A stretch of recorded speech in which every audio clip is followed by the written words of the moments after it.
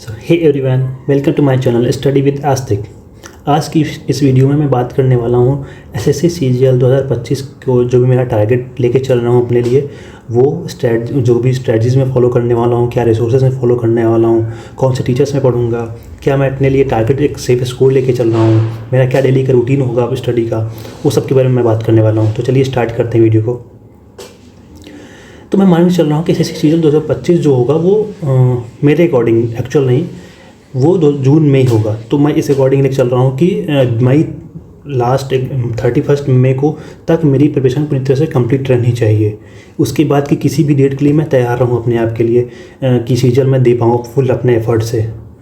तो ये मैं मान चल रहा हूँ कि जून में 2025 को सीजीएल होगा। और इस हिसाब से कल यानी 2 नवंबर से लेकर 31 मई 2025 तक के बीच में मेरे पास लगभग 210 दिन है। और इस 210 दिन में मैं 190 दिन निकाल रहा हूँ पढ़ने के लिए। जो 20 दिन होंगे वो आप, क्योंकि अब शायद अगले महीने से ही कुछ शादी वगैरह आने वाली हैं, कुछ ना कुछ फंक्शन कुछ ना कुछ होगा, तो इसके लिए मैं 20 दिन निकाल दे रहा हूँ, ताकि ये सब ऐसा मेरे अकॉर्डिंग ये नहीं कि मैं बिल्कुल सब छोड़ दूँ। तो इसलिए इन सब के लिए भी टाइम निकाल के अलग 20 दिन मैंने कर दिया है। उसके अलावा मैंने बांटा है इस 190 दिन को 125, 45 और 20। अब इस 125 दिन में मुझे क्या करना है? मुझे सारा सिलेबस कंप्लीट करना है। उसके बाद पीवाईक्यू जो बुक्स हैं मेरे पास अलग अलग सब्जेक्ट की, उनको कम से कम 2 बार सॉल्व करनी है, कम से कम। उसके अलावा बहुत सारे सेक्शन मॉक्स लगाने हैं सभी सब्जेक्ट के, और मिनिमम 30 फुल पीवाईक्यू जो प्रीवियस ईयर टेस्ट होते हैं मॉक टेस्ट, वो मिनिमम 30 लगा लेने हैं अब तक।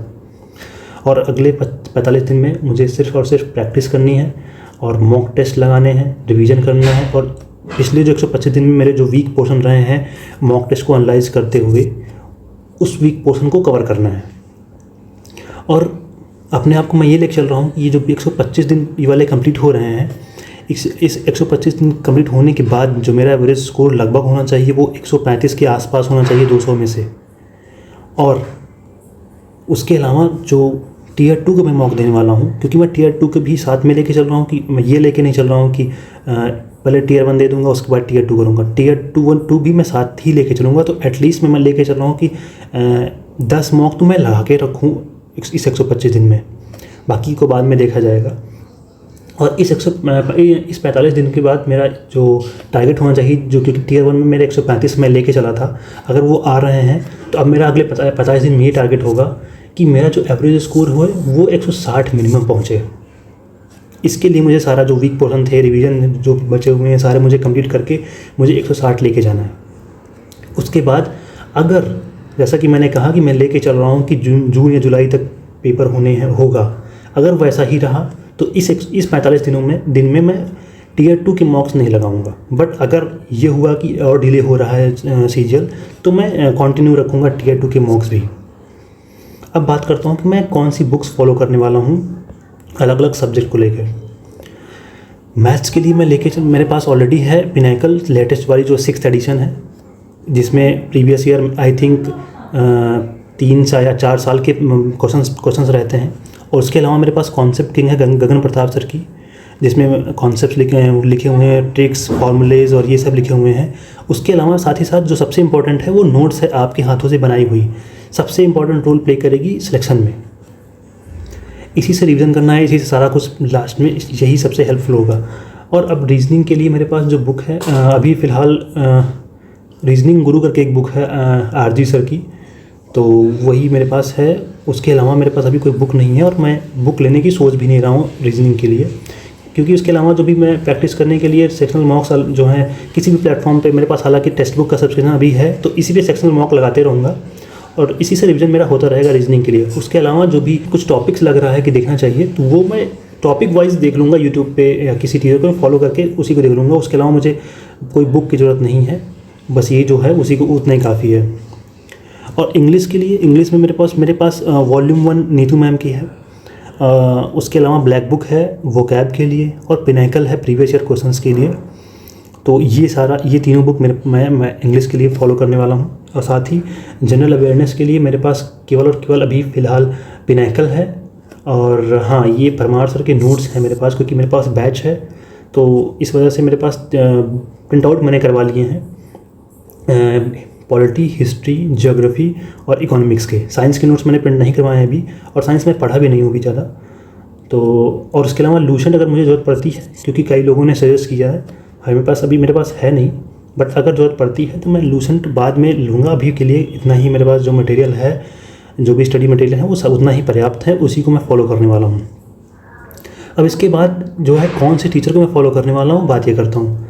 गगन सर से मैं मैथ्स अरिथमेटिक पढ़ने वाला हूँ, और पवन राव सर से एडवांस मैथ्स पढ़ूँगा। और उसके अलावा इंग्लिश के लिए मैं रानी मैम से अभी भी पढ़ता हूँ, और रानी मैम को ही आगे कंटिन्यू करूँगा, क्योंकि इनका मुझे ज़्यादा अच्छे से समझ में आता है। और रीजनिंग में अगर ज़रूरत पड़ती है किसी टॉपिक को देखने के लिए, मैं पीयूष सर को फॉलो करता हूँ, जो कैरियर वेल पे पढ़ाते हैं। और उसके अलावा जनरल अवेयरनेस के लिए जो भी कुछ फॉलो करने वाला हूँ वो परमार सर ही हैं। इनके अलावा और कोई टीचर को मैं नहीं देखता हूँ, और ना ही ऐसा कुछ आगे है। और आपको मैं सजेस्ट करूँगा कि जो भी आप टीचर समझ में आता है, ज़रूरी नहीं जो मैंने बताए हैं अपने लिए जो फॉलो कर रहा हूँ वही आपको भी करना है।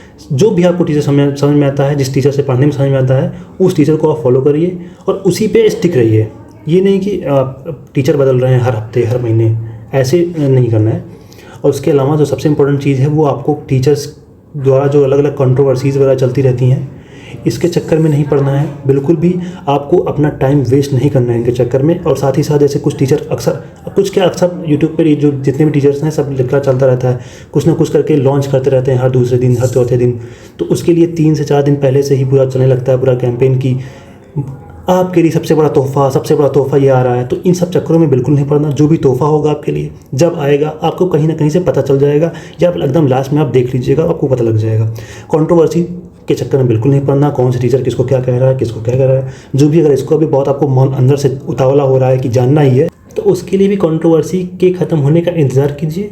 उसके बाद फिर कोई शॉर्ट वीडियो देख के आप 2-4 मिनट की, उसी में आप जान लीजिए क्या हुआ क्या नहीं हुआ। इसके अलावा बात करता हूँ कि टियर 2 या टियर 1 के लिए मेरा 2025 में एम क्या होना चाहिए। वो क्योंकि टियर 1 क्वालिफाइंग नेचर का होता है, और टियर 2 ही मेरा मेरिट बनाएगी, वो टियर 2 से बनेगा।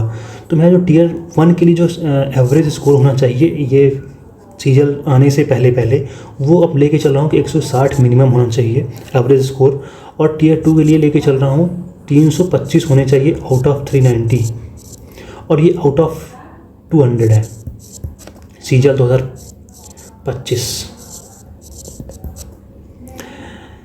और मेरे अकॉर्डिंग इतना ही आपको भी टारगेट स्कोर लेके चलना ही चाहिए। ये इसके उसमें नहीं रहना है कि मैं बॉर्डर, क्योंकि कोई जो भरोसा नहीं कब क्या हो जाए। हो सकता है इससे कट ऑफ बहुत नीचे जाएगी, जो हर साल जाती है, जैसे लगभग 140 में लेके चल रहा हूँ कि लगभग एवरेज कट ऑफ इतनी जाती है, कभी कभी ज़्यादा भी रहती है। जैसे लास्ट ईयर ही शायद थी 145-46 के आसपास। तो इस रिकॉर्डिंग इसमें नहीं पढ़ना है कि इतना लेके चलना, उससे कहीं आपको प्लस लेके चलना होगा, तब आप कुछ हो सकता है इसमें।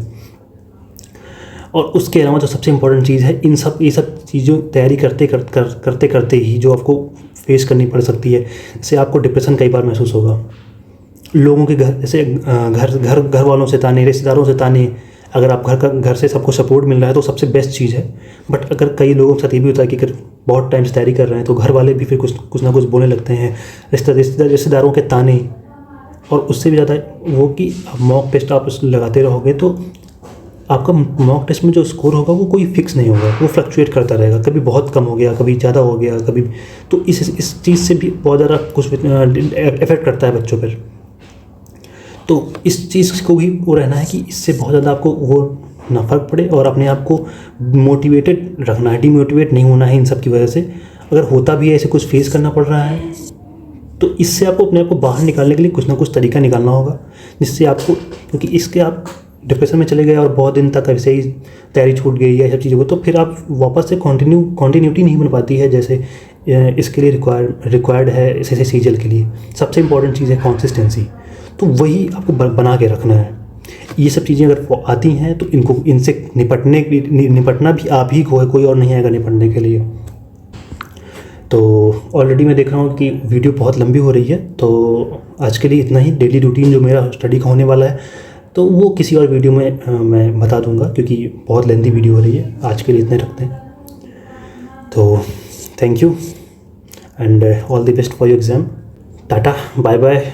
अगर ये वीडियो आपको पसंद आई और आप मेरे इस जर्नी में मेरे साथ चलना चाहते हैं, मेरे साथ तैयारी करना चाहते हैं, तो चैनल को सब्सक्राइब भी कर लीजिए, वीडियो को शेयर करिए अपने दोस्तों के साथ और ख़ुद भी सेव कर रखिए। तो मिलते हैं बाद में किसी और वीडियो में। धन्यवाद।